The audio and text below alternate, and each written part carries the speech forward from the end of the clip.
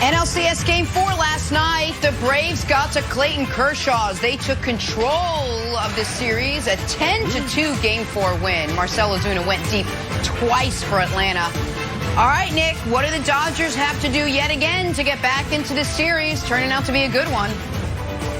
Listen, they got a hit, obviously. I mean, I know everyone's going to bang on Kershaw, but the Dodgers had 3 hits last night. That's not going to get it done.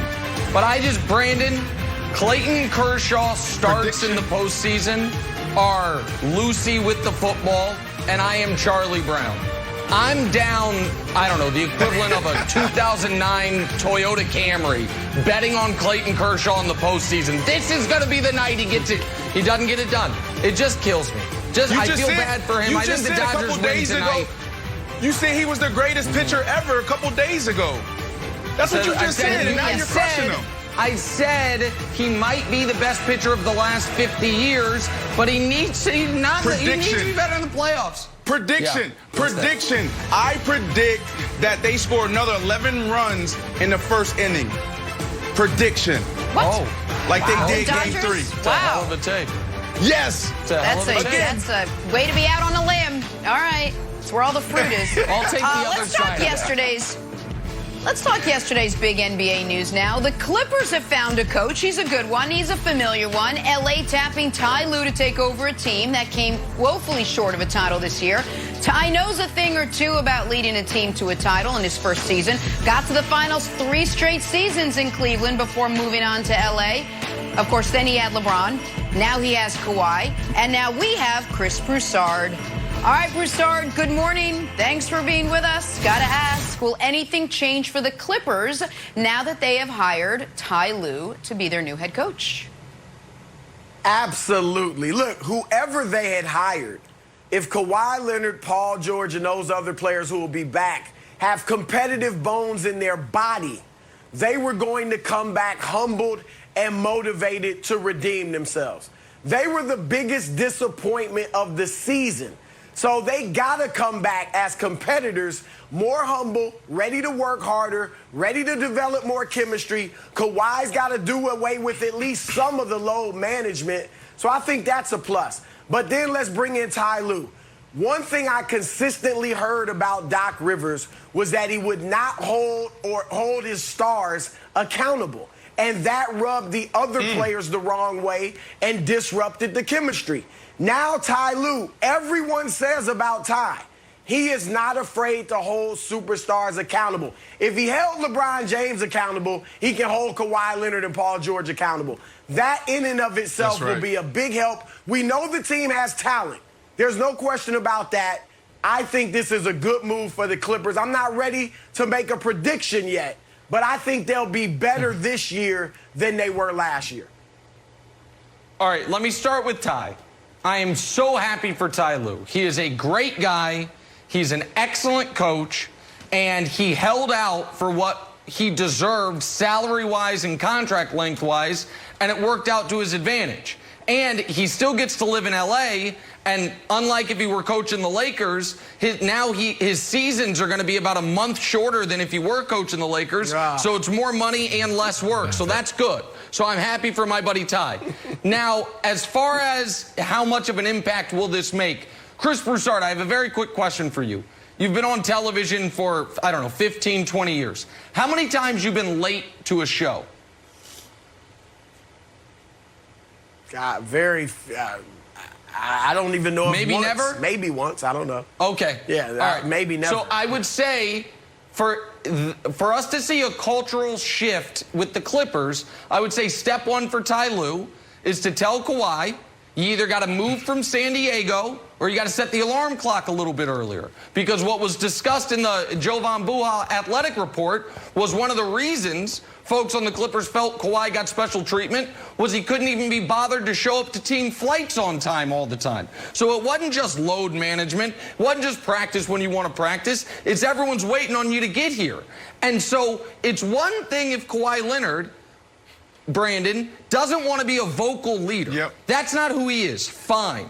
It's another thing entirely if his actions are displaying either a lack of seriousness or a feeling of the rules don't apply to me at all, as basic as when the team plane is leaving.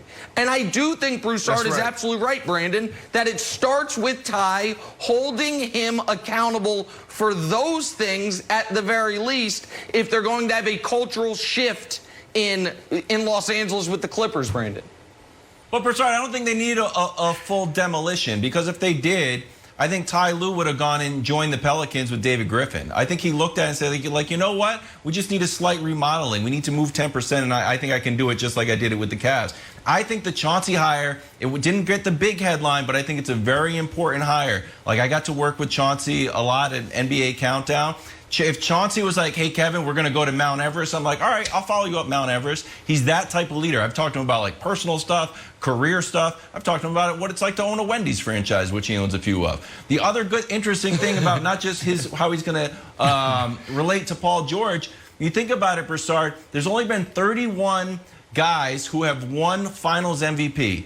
Kawhi's won it, and Chauncey has won it. So the idea that Chauncey can relate to Kawhi on a different level, because that is the most select group of all select groups. The one thing I want to push back on you, Broussard, is this. With the season, we don't know what the season's going to look like. Maybe it starts in late January, maybe it starts in February. We don't know how it's going to play out. I don't know if the answer is Kawhi has to play more games. It doesn't feel like he wants to do that, and it feels like you'd be walking into a fight right away. I would rather take the tack that Toronto take, like, hey, what are we going to do? Let's make it work. Pinning the Clippers chemistry issue on his load management issues, I think that's not the right move. I think load management is just what you're getting with this guy. No, I'm not saying that was the cause of the chemistry issues, but it sets a bad tone for the team. Because it's like we can drop Kawhi in every, 2 out of every 3 games and be fine. No, this is the NBA. You need to develop chemistry. We saw that, period. The Clippers, Anthony Davis played through injuries. LeBron played through nicks and knocks and things like that. And we saw what happened with them. Kawhi's got to come back ready to play. I don't think they may not play 82. But if they do, 70 to 75 games. You can't be missing 20 games if you're not really injured. 1,000% and they can't coach they can't coach Kawhi scared. Because Kawhi, I know he's got, he can leave after next season. He's not going anywhere. He's from Southern California. He's been to 2 other teams already. Where's he going? He wanted to be in LA. I think that's right. I just want to add one other thing. I think they're smart to hire Ty Lue. We'll see what happens with Kawhi if he adjusts his routine, if you will. But if all of that goes perfectly, if the Clippers do not get bigger, they are drawing dead against the Lakers. This was forgotten in them blowing a 3-1 lead to the Nuggets. But with Anthony Davis playing at this level, with the Lakers having this much size, the Clippers roster, as currently constituted, Jenna, is inherently flawed. And that, no matter who the coach is, unless they address some rim protection, they've got no shot whatsoever. So this is a good first step, but the roster needs to be retooled somewhat as well, Jenna. All right, well, Ty Lue having to talk to Kawhi is like Kramer having to fire Raquel Welch, if no one sees that parallel. Other big news in the NBA, Daryl Morey stepping down yesterday as the Rockets general manager after 13 seasons in charge. Houston now needing a general manager and a head coach. So, Nick, you interested? No. What do you make of the Morey era in Houston?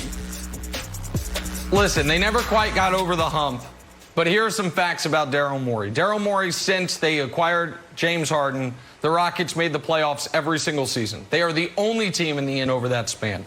Also, during the KD Warriors run, there was only one team to take the healthy Warriors to at least a Game 6.